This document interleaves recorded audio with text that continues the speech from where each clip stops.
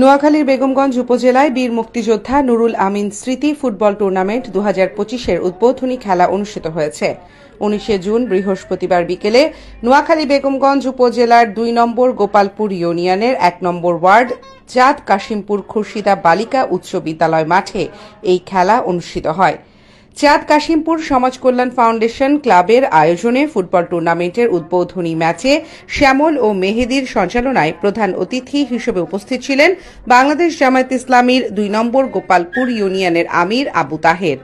অনুষ্ঠানে বিশেষ অতিথি হিসেবে উপস্থিত ছিলেন গোপালপুর ফাউন্ডেশনের যুগ্ম আহ্বায়ক AFM মাসুদ, পশ্চিম চাঁদ কাশিমপুর জামে মসজিদের সেক্রেটারি ও বিশিষ্ট সমাজসেবক সাইফুল ইসলাম মাসুদ, বাংলাদেশ জামায়াতে ইসলামী 2 নম্বর গোপালপুর ইউনিয়নের যুব বিভাগের সেক্রেটারি মাহবুবুর রহমান, বীর মুক্তিযোদ্ধা নুরুল আমিন মিয়ার সুযোগ্য সন্তান ফখরুল ইসলাম পলাশ সহ এলাকার গণ্যমান্য ব্যক্তিবর্গ।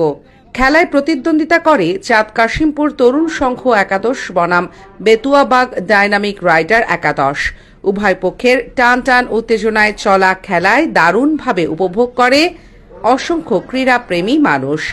অবশেষে ট্রাই বেকারে বেতুয়াবাগ ডাইনামিক রাইডার একাদশ 1-0 গোলে জয়লাভ করে। লক্ষ্মীপুর আইডিয়াল আলিম মাদ্রাসা জাগতিক ও নৈতিক ইসলামী শিক্ষার সমন্বয়ে আপনার সন্তানকে সৎ, যোগ্য, আলেমে দ্বীন ও দেশপ্রেমিক সুনাগরিক হিসেবে গড়ে তোলার অঙ্গীকার নিয়ে লক্ষ্মীপুর আইডিয়াল আলিম মাদ্রাসা আছে আপনার পাশে। এখানে প্লে থেকে আলিম পর্যন্ত সাধারণ বিভাগ, বিজ্ঞান বিভাগ, হিফজুল কোরআন ও গার্লস শাখায় ভর্তি চলছে। এখানে রয়েছে উন্নত যোগাযোগ ব্যবস্থা এবং রুচিশীল ও শিক্ষাবান্ধব পরিবেশ, আবাসিক অনাবাসিক ডে কেয়ার ব্যবস্থা। লক্ষ্মীপুর আইডিয়াল আলিম মাদ্রাসা, কোর্ট বিল্ডিং সংলগ্ন জুমুল স্টেশন, সদর, লক্ষ্মীপুর। নোয়াখালী টিভি, বৃহত্তর নোয়াখালীর প্রতিচ্ছবি।